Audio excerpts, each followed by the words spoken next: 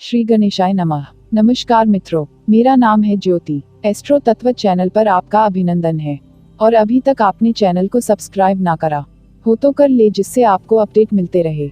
और हमारे चैनल के सभी वीडियोस देखिएगा जरूर, और ज्ञानवर्धक वीडियोस के लिए हमारी प्लेलिस्ट जरूर देखें। इससे हमें प्रोत्साहन मिलता है नित नई जानकारी लेने का।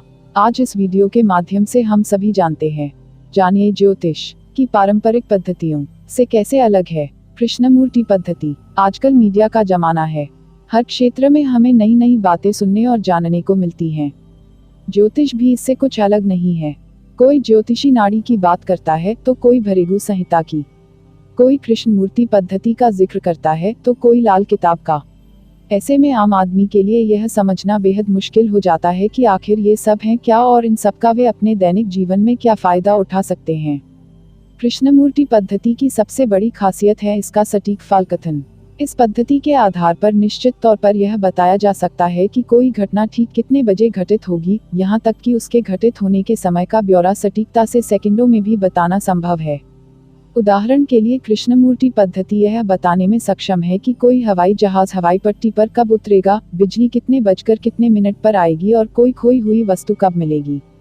केपी के आश्चर्यजनक फलकथन इस पद्धति को ज्योतिष की दुनिया में न सिर्फ एक विशेष स्थान दिलाते हैं, बल्कि स्वयं ज्योतिष को एक ठोस वैज्ञानिक आधार भी मुहैया कराते हैं। क्या है कृष्णमूर्ति पद्धति या केपी सिस्टम? कृष्णमूर्ति पद्धति को संक्षेप में केपी भी कहते हैं।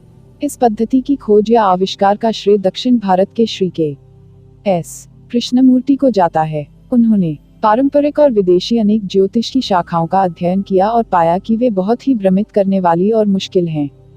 पुराने की बातों में भी काफी मतभेद हैं। लाखों या करोड़ों की संख्या में लिखे गए श्लोकों को याद रखना सामान्य व्यक्ति के लिए बड़ा मुश्किल है। सबसे मुख्य बात यह है कि दो अलग अलग ज्योतिषियों के पास जाएं तो वे दो अलग अलग और परस्पर विरोधी बातें बता देते हैं। इन सभी वजहों से ज्योतिषी सही भविष्यवाणी नहीं कर पाते, जनता भ्रमित होती है और अंत में ज्योतिष का नाम भी बदनाम होता है। श्री के एस कृष्णमूर्ति ने ज्योतिष की विभिन्न शाखाओं के बेहतरीन विचारों को एकत्रित करके और उनमें अपने नवीन शोधों का समन्वयन करके इस पद्धति का नामकरण किया कृष्णमूर्ति पद्धति। यह पद्धति आज के समय में ज्योतिष की सबसे सटीक पद्धतियों में से एक मानी जाती है। यह पद्धति सीखने और प्रयोग में लाने में बहुत आसान है। पारंपरिक पद्धति के विपरीत यह सुनियोजित है और दो केपी ज्योतिषी आपको विरोधी भविष्य कथन करते भी नहीं मिलेंगे। पारंपरिक पद्धति और कृष्णमूर्ति पद्धति में मुख्य फर्क इस प्रकार हैं। जिस तरह 12 राशियां और 27 नक्षत्र होते हैं, उसी तरह केपी में हर नक्षत्र के भी 9 विभाजन किए जाते हैं, जिसे उपनक्षत्र या सब कहते हैं। कुल मिलाकर 249 उपनक्षत्र होते हैं, जो ज्योतिष फलकथन की सूक्ष्मता में वृद्धि करते हैं। उपनक्षत्र की वजह से ही केपी में दिन की ही नहीं, बल्कि घंटे, मिनट और सेकंड की सूक्ष्मता से भी भविष्यवाणी की जा सकती है। सबकी सूक्ष्मता और स्पष्ट सिद्धांतों की वजह से केपी ज्योतिषी सूक्ष्म और दैनिक जीवन के बहुत सटीक फलकथन भी कर सकता है, जैसे बिजली कितने बजे आएगी, कोई फोन कॉल कितने बजे आएगा, बारिश कितने बजे तक होगी और कब रुकेगी इत्यादि। पारंपरिक ज्योतिष से इतनी सटीकता से फलकथन बहुत मुश्किल या यूं कहें कि असंभव सा लगता है। केपी नक्षत्रों के प्रयोग पर विशेष जोर देती है। पारंपरिक ज्योतिष में नक्षत्रों का प्रयोग सीमित है। पारंपरिक भारतीय ज्योतिष में भाव की गणना भाव चलित के आधार पर होती है। केपी पाश्चात्य पद्धति के भाव चलित को मान्यता देता है, जिसे प्लेसीज का चार्ट या निर्णय भाव चलित भी कहते हैं। इस वजह से केपी की कुंडली और पारंपरिक राशिचक्र में ग्रहों की स्थिति में कभी कभी फर्क आ जाता है। केपी में फलकथन का मुख्य आधार यह है कि कोई ग्रह न सिर्फ अपना फल देता है, परंतु अपने नक्षत्र स्वामी का भी फल देता है। पारंपरिक ज्योतिष का भुलाया हुआ यह सूत्र केपी में अति महत्वपूर्ण है। पारंपरिक ज्योतिषी में कई दशाओं का प्रयोग होता है, जैसे विषोत्तरी दशा, अष्टोत्तरी दशा और योगिनी दशा इत्यादि। केपी सिर्फ विषोत्तरी दशा को मानती है। सिर्फ एक दशा होने की वजह से ज्योतिषी के लिए केपी का प्रयोग आसान हो जाता है। केपी में शासक ग्रहों के सिद्धांत का प्रयोग होता है, जिसके अनुसार प्रश्न के समय और उत्तर के समय शासक ग्रह समान होते हैं। जैसे किसी व्यक्ति को यह जानना है कि उसका विवाह कब होगा। केपी के अनुसार जिस वक्त यह प्रश्न पूछा जाएगा उस वक्त के शासक ग्रह और जब उस व्यक्ति का विवाह होगा उस वक्त के शासक ग्रह एक ही होंगे।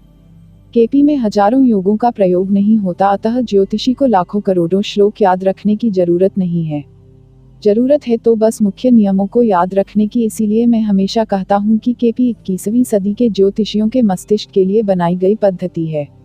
केपी पारंपरिक ज्योतिष के अन्य कई सिद्धांतों जैसे अष्टकवर्ग योग जैसे कालसर्प, साढ़ेसाती, मंगल दोष आदि को भी मान्यता नहीं देती है।